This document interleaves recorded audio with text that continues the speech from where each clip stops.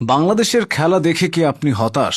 হতাশার কোনো কারণ নেই। টাইগারদের খেলা দেখে আপনি লাভবান হচ্ছেন, তাও 10 রকমভাবে লাভবান হচ্ছেন। বাংলাদেশের খেলা দেখার 10টা উপকারিতা সম্পর্কে জেনে নিন। টাইগারদের খেলা দেখার প্রথম উপকারিতা হলো আপনার গাণিতিক দক্ষতা বাড়ছে, কারণ এখানে প্রচুর ইকুয়েশন মেলাতে হয়। টুর্নামেন্টের শুরু থেকেই হিসাব করতে হয়, আফগানিস্তান যদি হারে তাহলে এটা হবে, শ্রীলঙ্কা যদি জেতে তাহলে সেটা হবে। পয়েন্ট কাটাকাটির এই হিসাবে আপনার গাণিতিক দক্ষতা বাড়তে বাধ্য।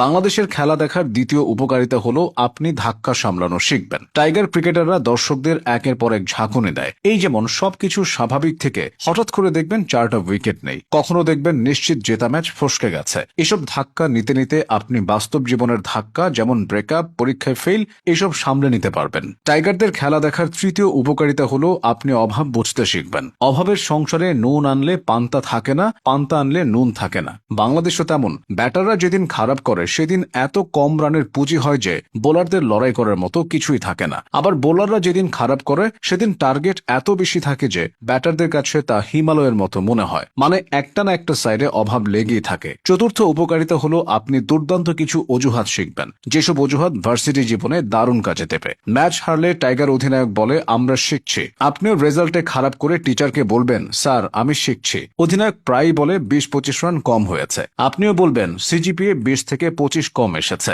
পাপন বলেছিল